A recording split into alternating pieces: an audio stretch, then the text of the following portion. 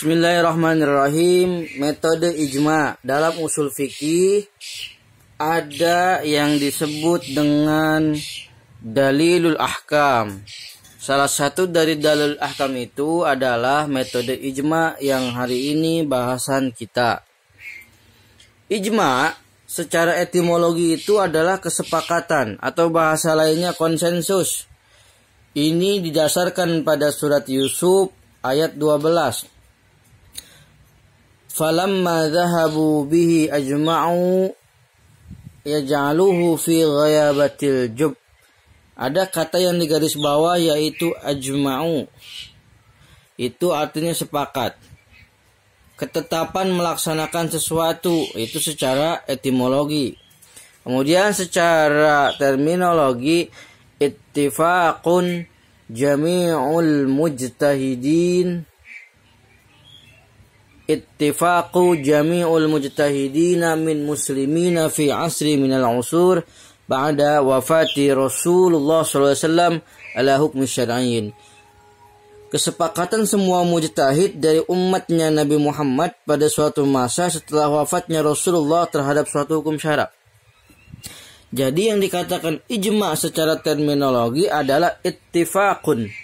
Sepakat. Siapa yang sepakat? Jami'ul mujtahidin, semua ulama yang memang mempunyai keilmuan dan mempunyai spesialis dalam bidang hukum atau dalam bidang ilmu yang dimilikinya. Fi asri minal usur, adanya ijma itu harus pada masa-masa ba'da wafatir Rasul, masa di mana Rasul sudah wafat. Gitu. Jadi kalau Rasulnya masih ada, itu bukan ijma namanya. Karena kalau Rasul masih ada, setiap hukum bisa ditanyakan kepada baginda Nabi Muhammad. Maka ijma itu adalah kata kuncinya ittifaqun yang pertama. Sepakat ulama. Berarti kalau tidak ada yang sepakat, itu tidak dikatakan ijma. Fi asri minal usur ba'da wafatir Rasul. Yang kedua, karakteristik dari ijma itu terjadi ketika baginda Nabi telah wafat. Yang ketiga, karakteristik dari ijma itu adalah ala hukmin syar'iyyin. Lebih cenderung dalam usul fikih untuk menentukan hukum syara', yaitu hukum yang memang problematika itu terjadi setelah baginda Nabi wafat dan belum ada hukumnya. Maka untuk menentukan suatu hukum itu lewat yang namanya ijma. Sedangkan menurut Abu Zahra itu menambahkan yang bersifat amaliyah. Kemudian rukun ijma itu yang tadi yang Bapak sebut, ada karakteristiknya. Pertama, terlibat dalam pembahasan hukum. Semua mujtahid, jika ada yang tidak setuju maka hasilnya bukan ijma. Yang tadi Bapak bilang. Kedua, semua mujtahid hidup di masa tersebut dari seluruh dunia, kumpul dalam suatu tempat, dalam konferensi ulama, menentukan bagaimana hukum masalah yang terjadi. Tuh. Yang ketiga, kesepakatan itu terwujud setelah masing-masing mengemukakan pendapatnya. Terjadi adu argumen, apa alasannya mengatakan ini halal umpama, apa alasannya mengatakan ini haram. Karena ijma itu salah satu dalil hukum untuk menentukan problematika hukum Islam. Yang keempat, hukum yang disepakati adalah hukum syara' yang tidak ada hukumnya dalam Al-Quran. Ini jelas. Ijma bisa dicari atau bisa diterapkan ketika memang Al-Quran tidak menjelaskan secara terperinci, secara tafsil mengenai hukum sesuatu. Maka lewat ijma ini. Yang kelima, sandaran hukum ijma tersebut adalah tetap Al-Quran ataupun hadis Rasulullah. Yang keenam, yang melakukan ijma adalah orang yang memenuhi syarat. Bukan orang sembarangan, artinya mereka yang memiliki ilmu dan pengetahuan luas dalam bidangnya. Kalau dalam masalah hukum maka harus ahli hukum yang berbicara. Kalau dalam undang-undang maka yang berbicara adalah ahli hukum tata negara. Yang ketujuh, kesepakatan itu muncul dari para mujtahid yang adil, berpendirian kuat terhadap agama. Ulama yang memang benar-benar ulama ul akhirah, yang berpendirian untuk menegakkan ajaran agama Allah. Yang kedelapan, para mujtahid adalah mereka yang berusaha menghindarkan diri dari ucapan dan perbuatan bid'ah. Ini adalah ulama yang waro. Mujtahid yang memang benar-benar waro dengan keilmuannya. Bagus akhlaknya, tinggi ilmunya, cakep adabnya. Nah, ini ulama yang dijadikan sebagai ujung tombak di dalam ijma sebagai penentu hukum. Syarat ijma yang diperselisihkan, ada mujtahid itu adalah para sahabat. Yang dikatakan mujtahid dalam ijma itu ya mereka, yaitu para sahabat. Ada juga yang mengatakan mujtahidnya itu siapa dalam ijma? Kerabat Rasulullah. Mujtahidnya itu siapa? Ulama Madinah. Jadi yang menjadi perdebatan itu, yang dimaksud ijma dari mujtahid itu yang mana? Apakah mujtahid itu sahabat, kerabat, atau ulama Madinah?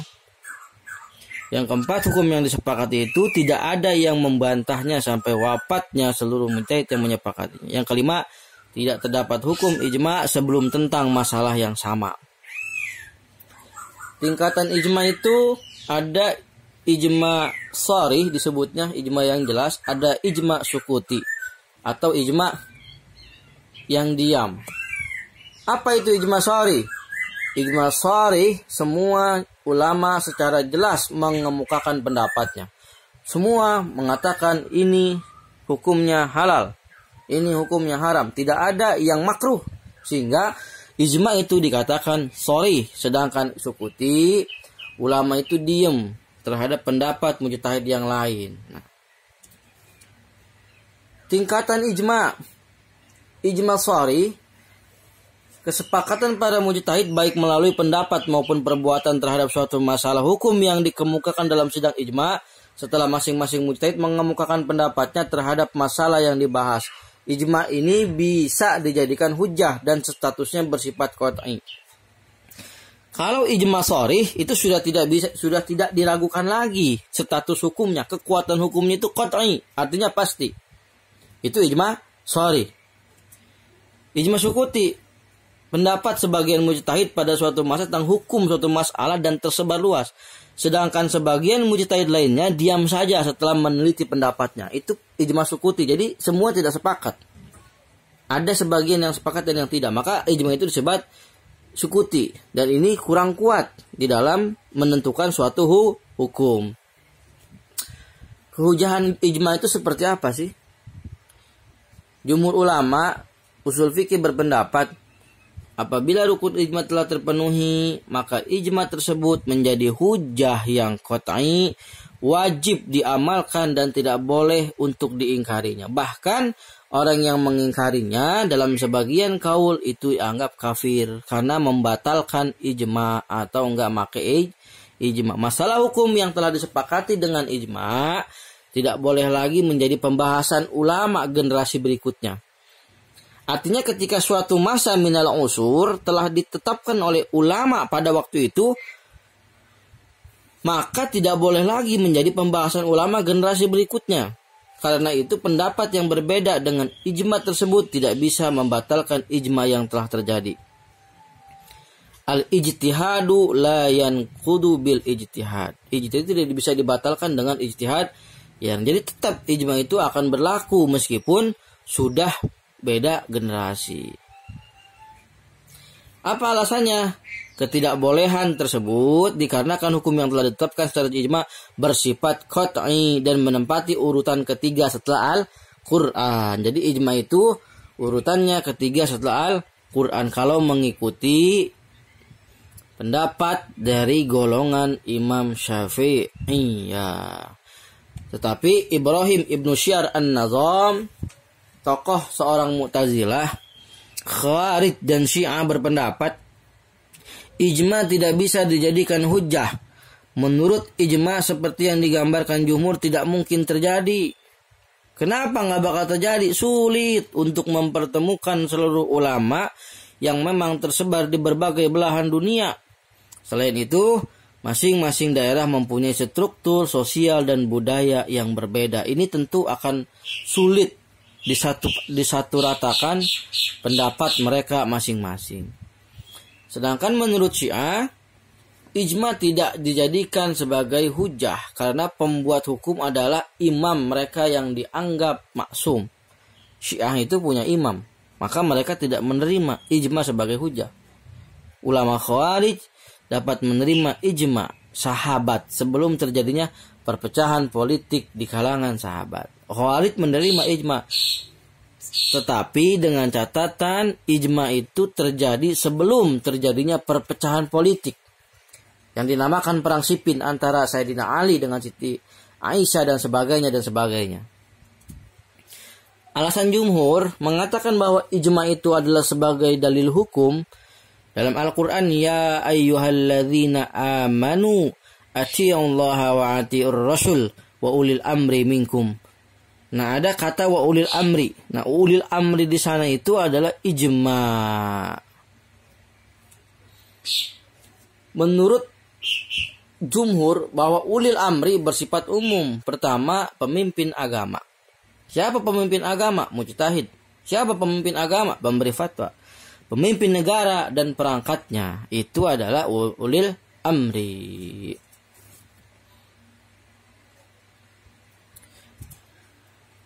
Alasan dari hadis, ummati la tajtami'u 'alal khata'. Umatku itu tidak akan pernah berkumpul dalam kesalahan. Nah, kayak ini ijma itu menjadi dalil hukum setelah sunnah.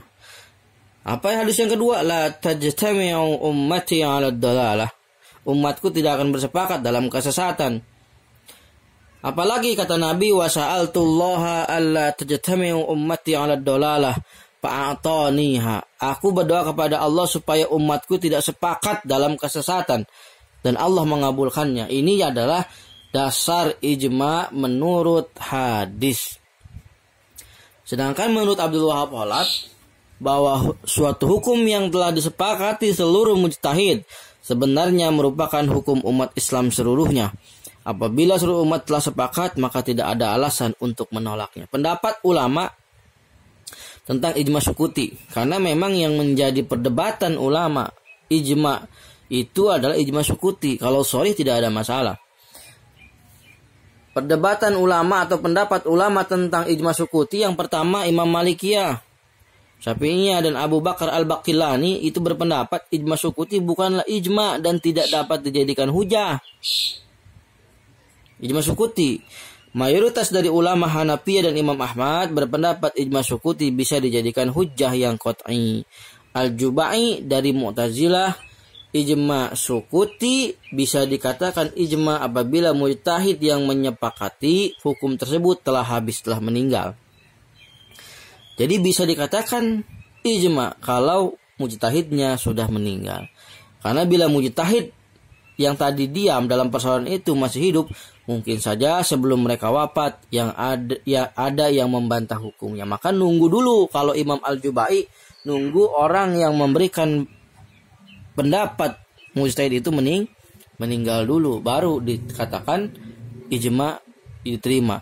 Al-Amidi, Ibnu Hajib, Al-Qarhi berpendapat ijma sukuti tidak bisa dikatakan ijma, tetapi dapat dikatakan hujjah yang statusnya dhonni. Jadi Al-Amidi, Ibnu Hajib, Al-Qarhi bahwa ijma itu sifatnya dhonni.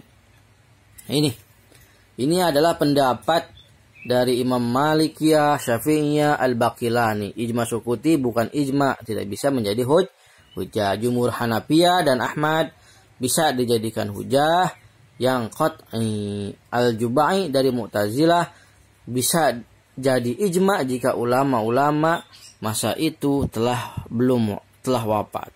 Al-Amidi, Al-Qarhi, Ibnu Hajab, ijma sukuti bukan ijma tapi bisa jadi hujjah yang dhonni. Alasan Imam Hanafi dan Hanabilah hanya melalui akal logika. Alasannya apa? Satu, diamnya para ulama setelah mengetahui hukum hasil ijtihad. Para ulama adalah setelah mempelajari dan menganalisa hasil ijtihad itu dari berbagai segi. Para ulama usul menyatakan diam saja ketika suatu penjelasan diperlukan dianggap sebagai penjelasan. Alasan lagi Hanafi adalah tidak dapat diterima, tidak layak jika para ahli fatwa diam saja ketika ada yang mendengar fatwa ulama lain. Yang selanjutnya adalah tidak dapat diterima jika para ahli fatwa diam saja ketika mendengar fatwa lain. Jumhur ulama yang menolak kehujahan ijma Sukuti mengatakan bahwa rukun dan syarat ijma adalah kesepakatan. Seluruh mujtahid yang hidup di zaman terjadinya ijma tersebut, masing-masing mereka terlibat membicarakan hukum yang ditetapkan. Sedangkan ijma Sukuti merupakan pendapat pribadi yang disebarluaskan, sementara mujtahid lainnya diam saja. Diamnya mujtahid tidak bisa dianggap sebagai suatu persetujuan. Maka status ijma Sukuti hanyalah sifatnya dhanni. Kemungkinan terjadinya ijma. Mayoritas ulama tidaklah sulit untuk melakukan ijma. Bahkan secara aktual ijma telah ada. Mereka mencontohkan pembagian waris bagi nenek itu 1/6 dari harta warisan dan larangan menjual makanan yang belum ada di tangan penjual. Jadi ente mau ngejual motor tapi motornya kagak ada di ente. No, motornya ada di saudara, itu nggak boleh. Itu. Tetapi ulama Ahmad bin Hambal mengatakan siapa yang mengklaim adanya ijma dia sungguh telah berdusta, karena mungkin saja ada mujtahid yang tidak setuju karena itu sangat sulit mengetahui adanya ijma. Ulama kontemporer Abu Zahroh, kemudian Abdul Wahab Khalaf dan Khudaribik mengatakan ijma yang mungkin terjadi hanyalah di masa sahabat. Adapun ijma di masa sesudahnya tidak mungkin terjadi karena luasnya wilayah Islam dan tidak mungkin mengumpulkan seluruh ulama pada saat itu. Jadi menurut ketiga tokoh besar ini itu tidak jadi ijma kecuali di zaman sahabat. Bagaimana di era globalisasi dunia seperti desa kecil karena teknologi, komunikasi dan transportasi? Nah, ini adalah permasalahan tentang ijma. Itu saja barangkali, mudah-mudahan ada manfaatnya. Saudara hafalkan, saudara pahami dan saudara renungkan. Assalamualaikum warahmatullahi wabarakatuh.